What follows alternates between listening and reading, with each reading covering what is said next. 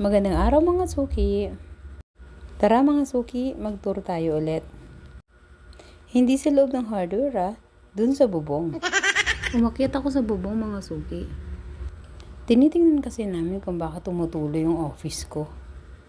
Ewan ko ba naman kasi dun sa gumawa niyan. Akala ko naman marunong, di naman pala. Hindi naman pala manggagawa yung nakuha ko, kundi maninira. Ayoko talaga ng mga ganyang tao. Yung binabayaran mo ng tama, pero hindi nila ginagawa yung trabaho nila ng tama. Ewan ko ba, may mga taong ganito? Yung okay lang sa kanila, kahit palpak yung trabaho nila. Ang importante sa kanila, makatanggap sila ng sahod nila. Okay na yun sa kanila. Para sa akin kasi mga suki, hindi magandang attitude yun. Para sa akin, hindi ka aasenso kapag paulit-ulit na lang na ganyan ang gagawin mo sa kapwa mo. Matuto sana tayo maging patas. Dahil bawat sentimo ay pinaghihirapan yan. Kaya dapat pahalagahan natin ang bawat customer natin. Dahil kapag nasatisfy ang mga customer natin sa bawat serbisyo natin, maganda ang impact nun sa buhay natin. Siyempre, pupurihin ka niyan. Magpapasalamat sa iyo yan. So, siyempre, ikukwento nila yan. Uy, si ang gandang gumawa. Sa kanya ka na magpagawa, o diba? Kaya dapat maging honest tayo sa buhay. Huwag tayong manlamang. Dahil hindi maganda yung attitude ng ganon. Hindi tayo i-bless ni Lord kapag mahilig tayong manlamang sa kapwa natin. Pahalagahan natin ang bawat trabaho natin. Mahalin natin to. Ang mga customer, hindi yan tumitingin sa kung magkano yung bayad sa'yo. Mahal man yan o mura man yan.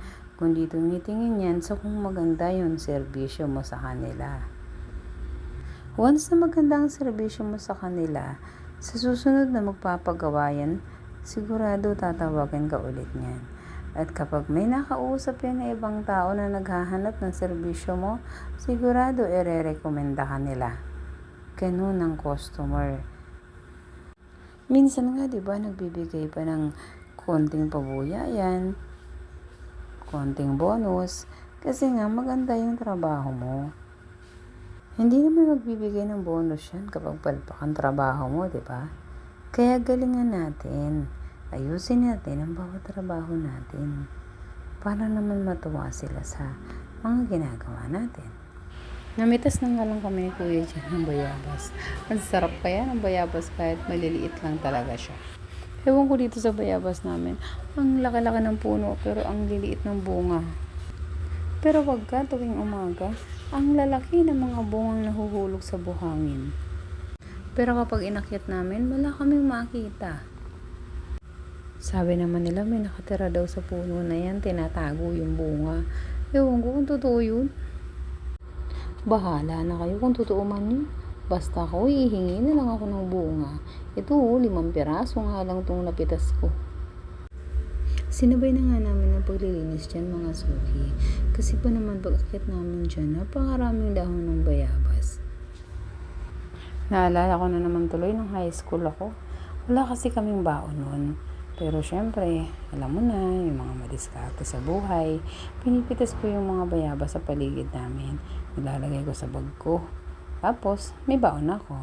Hindi yun ang kinakain ko Binibenta ko yung bayabas sa mga kaklase ko.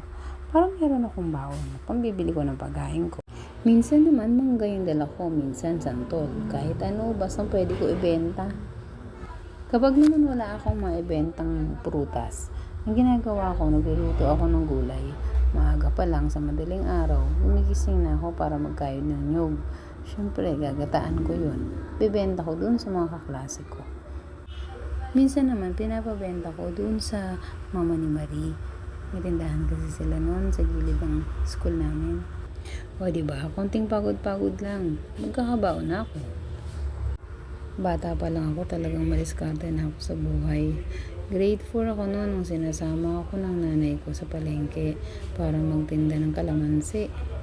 Maraming salamat sa pakikinig. Babush!